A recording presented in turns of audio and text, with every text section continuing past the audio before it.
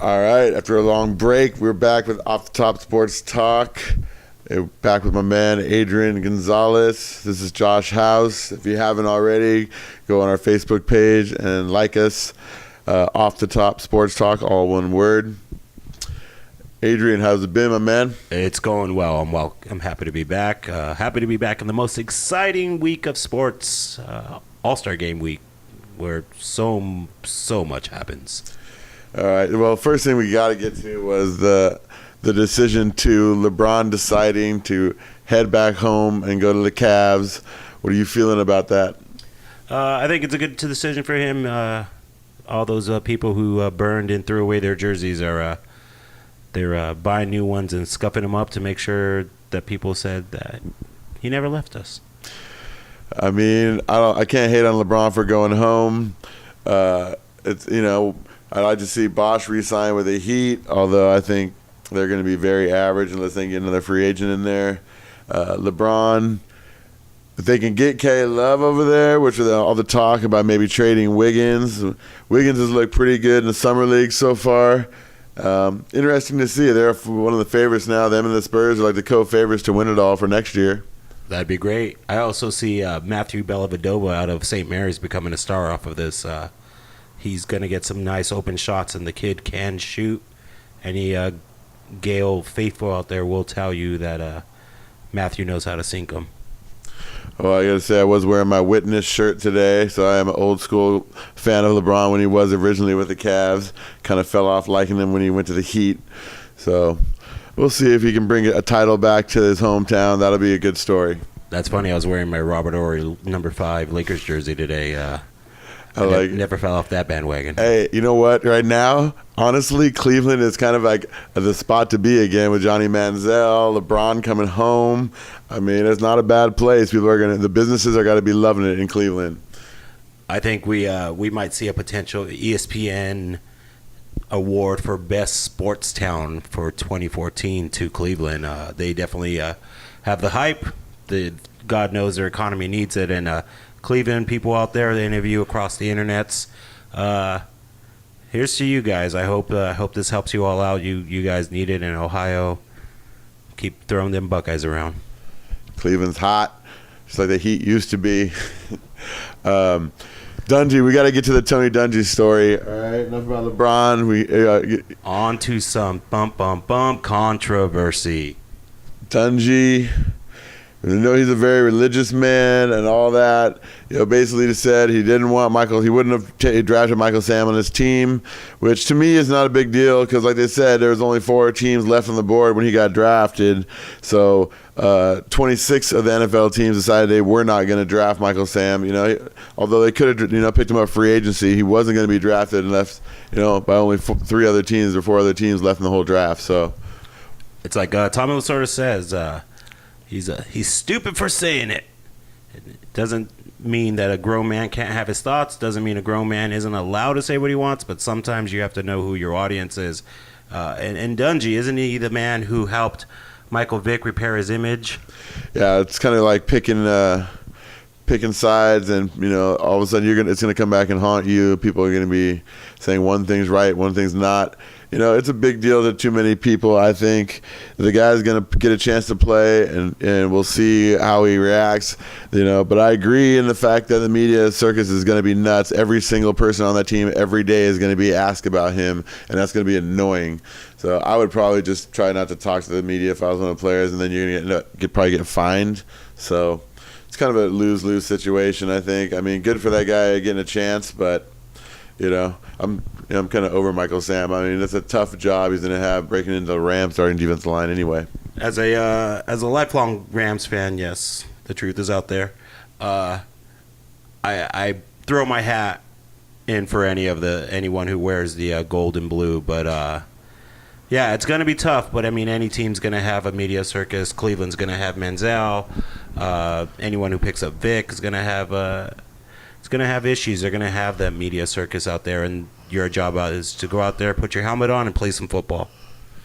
All right, well, now we got let's move on and see Doc Rivers came out and said that if Sterling ends up staying with the team somehow or in charge, he's not going to be the coach, which to me is pretty much, not shocking whatsoever. Of course, he wants to come out and say that, and no one wants Sterling around anymore. It's pretty obvious.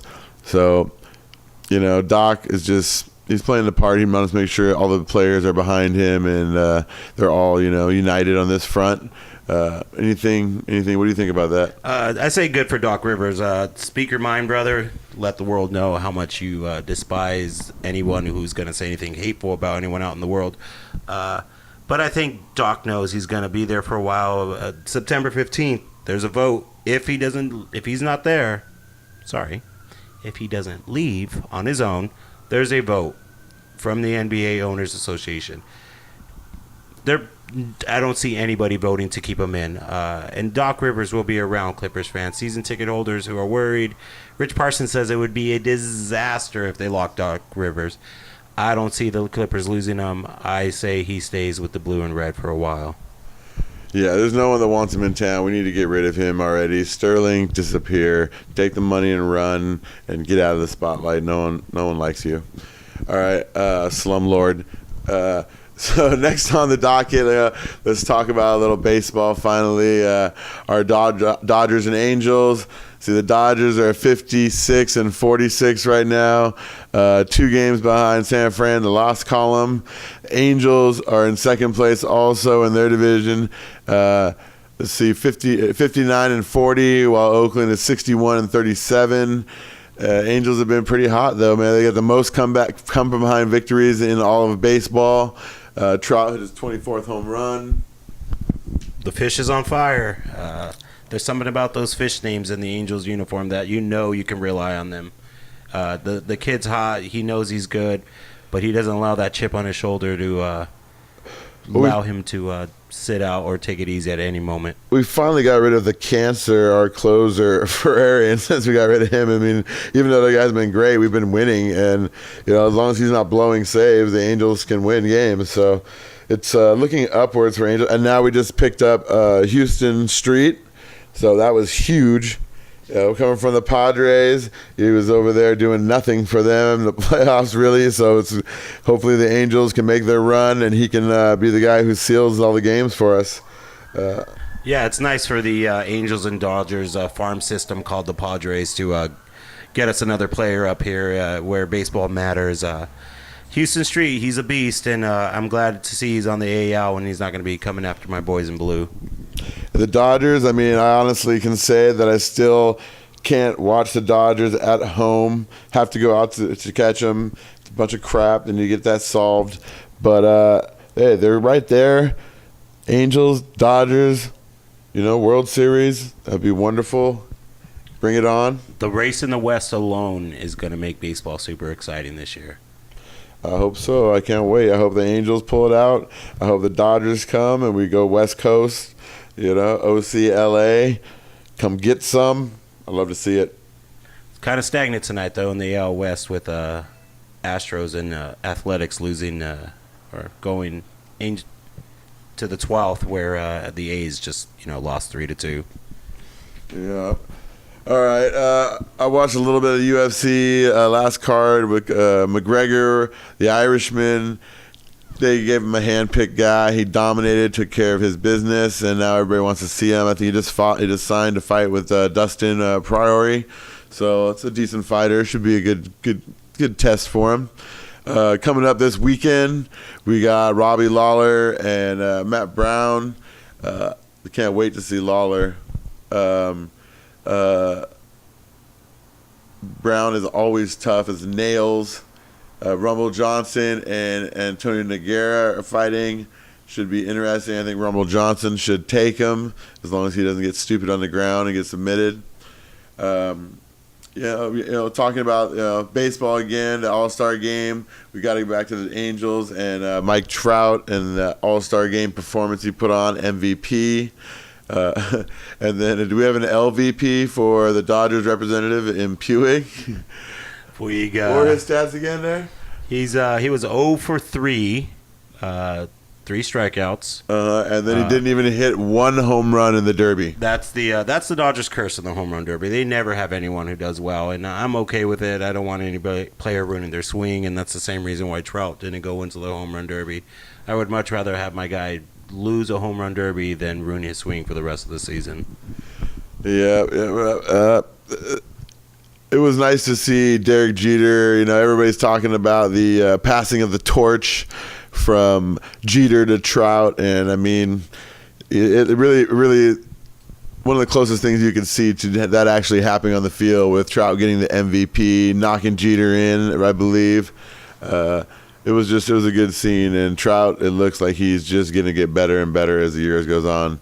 He's a stud. Oh, no doubt. If this kid can keep it up, he's a shoo-in for the Hall of Fame. But as of right now, he's just a kid who's on fire, and that's the spark you need to get a great career going. It's good also to see Jeter get the respect he deserves.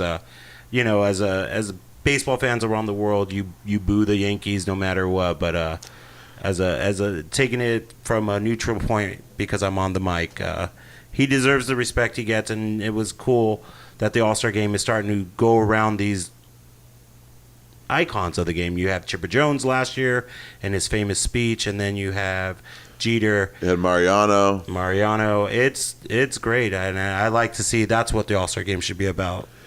And, you know, Jeter's a true Yankee. You know, that's one of him, Mariano are the guys that made the last run of the last 20 years almost just solid consistently, and them, you know, being the standard by which everyone else was judged by. Just, you know, good to everybody loves Jeter. I mean, especially the women. So I don't feel too bad for the guy. He had a pretty damn good run in his career and his life so far. So yeah, F you and the Yankees, Jeter. But congrats on a great career. And it's good to see the good guy coming back in baseball. We're not following the Manny Ramirez's and the headhunters of the sport. We're looking for actual clean-cut, nice players. I think Trout likes to have a lot of fun, but I think he keeps it on the DL, though. So good job, Trout. Absolutely. Keep that head on that shoulder, kid. You'll go far. All right. Like I said, we're getting into summer. There is not much to talk about in the sports world. So, hey, we do have to give a shout-out to our hometown of Huntington Beach. The U.S. Open of Surfing is coming along this next week. It's a great, great day. Go out, get some sun. Check those girls' IDs when you talk to them, because honeys will be out there, and so will the police. So you knuckleheads, stay off our sand. Yeah, last year's little debacle at the end of it with all the idiots starting a little mini riot and stuff like that. It's going to be much more toned down this year. No more free concerts. I think it'll still be a good time, because I love going down there for the surfing, but the waves are not forecast to be very big. Really praying to the surf gods that we can get some waves. You know, see Kelly Slater, McFadden, Brett Simpson, some of the boys, local guys, local girls, Courtney Cologne, some of the other riders, and it's always fun to check it out, see what they can do at our local break here. And then finally, can I throw in a personal note about ahead. the U.S. Open? If you go to the U.S. Open of Surf this year, it is free. Get there early. Be nice when you're parking, and pick up your trash. I don't want to surf in your plastic bags. Definitely be good tourists there, buddies. Come on.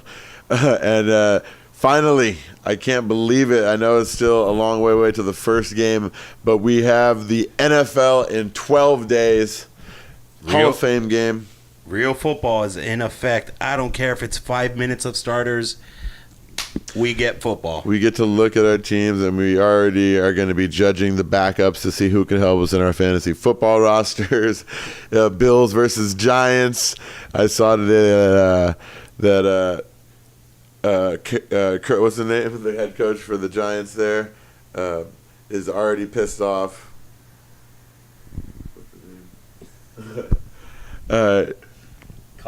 Coughlin. Yeah, he's a hard ass. He's the hard ass in the NFL of all coaches, but he's already pissed after the first couple of days of training camp injuries. It's going to be an interesting year of football. I can't wait to see how Cleveland does and a couple other teams. Oh yeah, everyone's excited about football. Everything from the bagger girl who joins fantasy football because her boyfriend does it, to the diehard who has bobbleheads and pennants around their house. This is America's sport, and this is Oh, I can't wait. I think I'm excited for Hard Knocks this year. We got Atlanta Falcons. Bummed out Tony Gonzalez won't be on it, but still be interesting to see them. I think they're going to fall off a little bit. We'll see. My surprise pick for Super Bowl next year, San Francisco. Not maybe a surprise. San Francisco. We do have the curse of Madden up in Seattle, so Legion of Boom. Are they going to be able to get by Seahawks? Yeah.